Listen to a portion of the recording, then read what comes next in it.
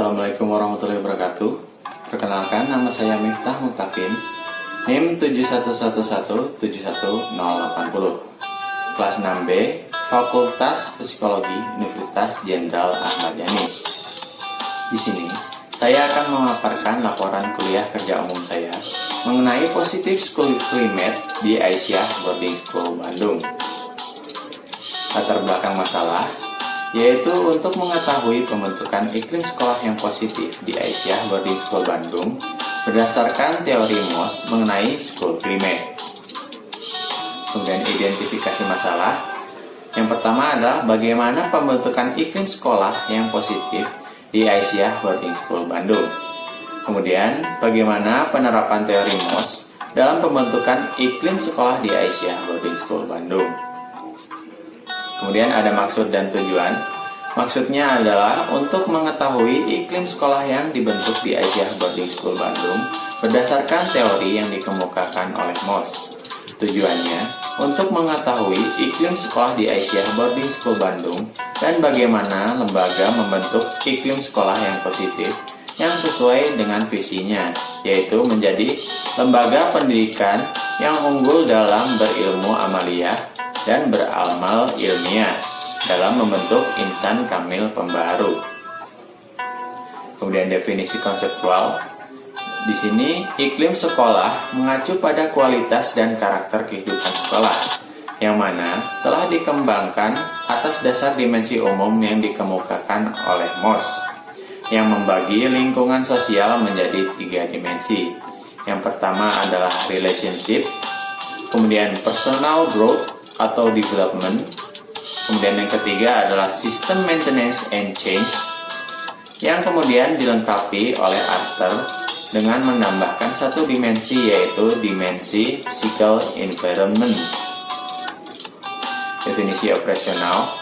Dimensi school climate MOS yang mempengaruhi kualitas dan karakter kehidupan sekolah adalah hubungan, kemudian pertumbuhan pribadi atau perkembangan pribadi, kemudian perubahan dan perbaikan sistem, kemudian lingkungan fisik, yang mana masing-masing meliputi beberapa aspek. Berikut ini adalah indikator relationship, yang mana terbagi menjadi 4 aspek. Yang pertama adalah student support, yaitu peserta didik atau siswa turut serta mendukung dan menjalankan kebijakan sekolah. Kemudian closeness, intimacy, dan evaluation, yaitu personel saling berinteraksi atau bergaul dan saling membangun kedekatan, baik secara personal maupun kelompok. Kemudian yang ketiga adalah disengagement, yaitu personel di sekolah merasakan adanya jarak atau kesenjangan atau pemutusan suatu hubungan antar personel. Kemudian yang keempat adalah involvement, yaitu adanya keterlibatan antar personel untuk turut berpartisipasi dalam suatu kegiatan sekolah. Kemudian, di dalam indikator personal growth and development terbagi menjadi 5 aspek. Yang pertama adalah professional interest, yaitu guru atau karyawan merasa pemberian jabatan serta penempatan sesuai dengan bidang yang dikuasai atau diminati. Kemudian ada hindrance, yaitu guru merasakan adanya hambatan dalam tugas maupun pengembangan karir. Kemudian ada trust, yaitu guru merasa mendapatkan dukungan atau kepercayaan dari lembaga peserta didik. Kemudian ada achievement standard, yaitu guru dan siswa memiliki standar prestasi yang ingin dicapai. Kemudian ada task orientation, yaitu guru memiliki orientasi yang jelas pada tugas yang diemban sesuai dengan job desk dan job spec. Kemudian pada indikator system maintenance and change terbagi menjadi 6 aspek. Yang pertama adalah staff freedom, yaitu setiap anggota atau staf di sekolah merasa memiliki kebebasan dalam mengutarakan pendapat. Kemudian ada participatory decision making, yaitu setiap anggota atau staf di sekolah turut berpartisipasi dalam pembuatan keputusan atau kebijakan sekolah. Kemudian ada innovation, yaitu adanya inovasi terbaru dalam sistem tatanan kelembagaan mengikuti perkembangan zaman. Kemudian ada work pressure, yaitu setiap anggota atau staf merasakan adanya tekanan dalam pekerjaan. Kemudian ada clarity, yaitu lembaga memiliki kejelasan dalam membuat atau menjalankan aturan sistem tatanan dan pelaksanaan disesuaikan dengan standar prosedur. Kemudian ada control, yaitu lembaga mengadakan pengawasan terkait prosedur, sistem tatanan, dan aturan lembaga. Berikutnya adalah indikator physical environment, yang mana terbagi menjadi dua aspek. Yang pertama adalah resource adequacy, yaitu lembaga berupaya menyediakan kelengkapan sarana dan prasarana yang dibutuhkan dalam menunjang pendidikan. Yang kedua adalah physical comfort, yaitu lembaga mengupayakan kenyamanan lingkungan pendidikan. Kemudian metode dan teknik. Di sini metode yang saya gunakan adalah metode wawancara pada kepala sekolah, guru, dan santriwati Aisyah Boarding School. Kemudian teknik yang saya gunakan adalah wawancara bebas terpimpin, yang dalam pelaksanaannya menggunakan panduan wawancara, namun dapat menggali kembali informasi lebih dalam terkait yang terdapat dalam panduan wawancara. Berikutnya adalah pembahasan, yang dimana dalam aspek student support, di sini santriwati turut serta mendukung dan menjalankan kebijakan sekolah karena adanya peranan guru yang menjadi figur teladan dan pengayom siswa. Dengan adanya kontrol dari figur guru dan dibentuknya IPM dalam mendukung dan menjalankan kebijakan sekolah merupakan bentuk dukungan siswa dalam menjalankan kebijakan sekolah. IPM di sini adalah Ikatan Pelajar Muhammadiyah, atau lebih kenal pada umumnya adalah OSIS. Kemudian dalam aspek closeness, intimacy, dan affiliation, di sini santriwati saling berinteraksi atau bergaul dan saling membangun kedekatan baik secara personal maupun kelompok dengan guru, kepala sekolah maupun santriwati yang lainnya. Di mana guru di sini tampil sebagai sosok yang dapat mengayomi serta menjadi sosok yang memenuhi kebutuhan santriwati dalam menggenapi pengetahuannya.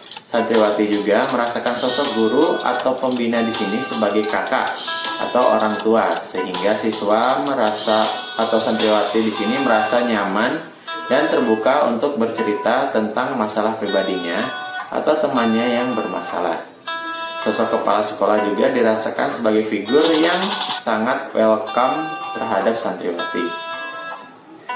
Kemudian dalam aspek disengagement, tentunya di sini juga terdapat selisih paham yang sering terjadi di antara personel, terutama dalam penerapan kebijakan maupun cara penyampaian, yang mana guru di sini berkata bahwa santriwati terlalu dibawa perasaan.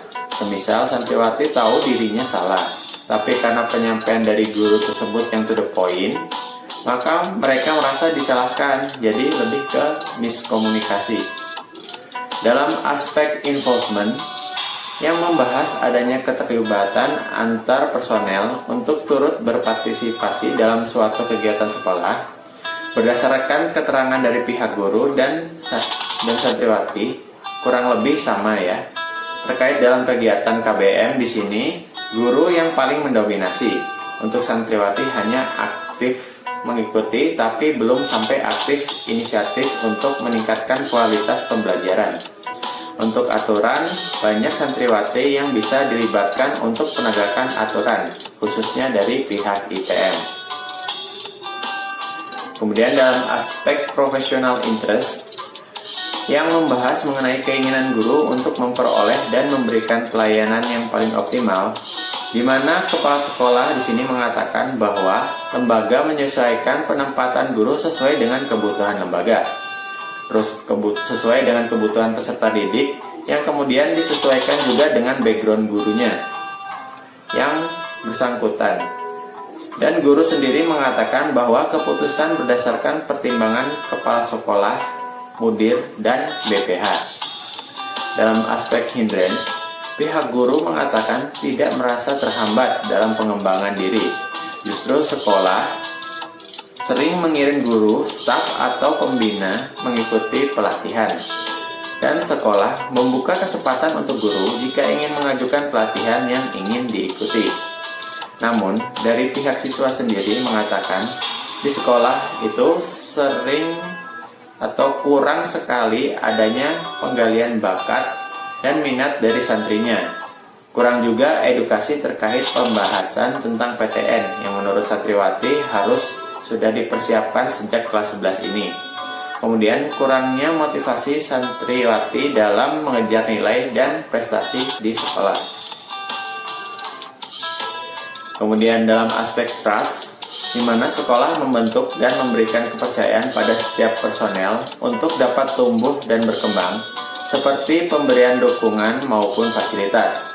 Di sini sekolah membuka kesempatan untuk guru jika ingin mengajukan pelatihan yang ingin diikuti untuk dapat berkembang. Guru juga disediakan makan siang, uang transport, dan pelatihan agar selalu bersemangat untuk mengembangkan diri. Sedangkan untuk murid sendiri, fasilitas yang diberikan adalah seperti wifi, asrama, dan lain-lain yang dirasa cukup baik walaupun masih ada beberapa kekurangan seperti penyaluran minat atau bakat dan kelengkapan dari perlengkapan laboratorium seperti mikroskop misalnya. Dalam aspek achievement standar, bagi guru, standar prestasi yang ingin dicapai guru tersebut adalah menjadi pengajar unggulan di bidang akademik umum sekaligus unggul di bidang kepesantrenan. Kemudian melihat muridnya keluar dari pesantren sudah hafal minimal 3 juz. Kemudian bisa bekerja sama, kemudian tahu kapan dipimpin dan memimpin. Kemudian bisa berkontribusi untuk lingkungan tempatnya berada. Prestasi yang diinginkan oleh siswa yaitu menyalurkan bakatnya untuk meraih prestasi seperti menulis esai atau lomba puisi ataupun tulis menulis lainnya yang diadakan pemerintah ataupun lembaga. Tapi dengan catatan ada pembimbingnya. Kemudian dapat unggul di bidang akademisi formal sekaligus kepesantrenan. Dalam aspek task orientation, di sini menjelaskan mengenai kejelasan tujuan yang ingin dicapai oleh guru. Melalui pencapaian kinerjanya, menurut kepala sekolah, kinerja guru variatif, tapi kebanyakan cukup baik. Dalam aspek staff freedom, di sini menjelaskan mengenai pemberian kebebasan pada guru atau staff untuk menyatakan pendapat yang mana di sini guru berkata kalau ada masalah yang harus diselesaikan bersama, biasanya diadakan forum dan tiap orang bisa mengemukakan pendapatnya. Antara guru, pembina, kepala sekolah juga terhitung mudah untuk diajak komunikasi. Kemudian dari pihak kepala sekolah mengatakan bahwa guru atau staf dapat menyampaikan pendapat serta sarannya dengan terbuka, baik melalui musyawarah ataupun jalur koordinasi atau komando. Dalam aspek participatory decision making, sekolah melibatkan setiap guru atau staf dalam pembuatan maupun penerapan tatanan aturan sekolah. Di sini guru mengatakan adanya rapat antar personel manajemen, ada rapat antar guru, pembina, ada rapat skala besar yang melibatkan manajemen guru, pembina, tim kebersihan atau 5R, dan tim dapur. Dan kepala sekolah mengatakan rapat biasanya dibagi dalam beberapa bidang atau ada rapat direksi atau yayasan, rapat pimpinan, rapat masing-masing satuan, rapat gabungan, pengajian umum, dan setiap staf berkesempatan untuk secara bebas mengikuti tiap perkumpulan yang melibatkan satuan, unit kerja, maupun rapat atau pengajian gabungan. Dalam aspek innovation, dari pihak sekolah, setiap perkembangan direspon secara tanggap dan terbuka, sehingga setiap personel berhak memberikan gagasan. Jika dirasa sesuai dengan visi organisasi, maka difasilitasi untuk diselenggarakan. Dari pihak guru mengatakan mengenai gagasan inovatif, ada skala yang kecil dan ada yang besar. Kalau yang kecil dimulai dari kelas dulu, kalau berhasil baru diterapkan di keseluruhan. Kalau skala besar, harus buat proposal dulu, baru diterapkan setelah dirapatkan. Dalam aspek work pressure, menurut pihak guru sendiri menyatakan untuk tekanan kerja yang dirasakan dalam level guru dan staf dirasa masih wajar. Dalam aspek clarity, menurut keterangan dari kepala sekolah terkait kejelasan aturan tata tertib di sini tertuang dalam aturan kepegawaian serta aturan kelembagaan. Namun dalam pelaksanaannya terkait tata tertib siswa, santriwati masih saja ada yang melanggar aturan atau kurang istiqomah dalam menjalankannya. Dalam aspek control, pihak guru menjelaskan mengenai pengontrolan kinerja guru dilaksanakan melalui penyebaran angket dari pihak BK dan diadakan evaluasi tiap semesternya. Selain itu juga ada kontrol interaksi dari sesama rekan kerja seperti yang dilakukan oleh wali kelas terhadap guru mata pelajaran umum. Dalam aspek resource adequacy, sekolah seharusnya menyediakan sumber yang dibutuhkan dalam kegiatan pendidikan. Namun menurut siswa, masih terdapat kekurangan terkait fasilitas dalam kegiatan belajar mengajar maupun pengembangan minat siswa atau eskul. Dalam aspek physical comfort, usaha sekolah untuk membuat lingkungan sekolah terasa nyaman, pihak kepala sekolah berpendapat untuk terciptanya kenyamanan di sekolah, perlunya menciptakan suasana yang homey dan menempatkan diri sebagai partner belajar. Pendapat dari pihak guru adalah dengan mengusahakan komunikasi dua arah, mau tabayun dan peduli. Dari pihak santriwati juga merasakan sosok guru atau pembina di sini sebagai kakak atau orang tua sehingga mereka merasa nyaman dan terbuka.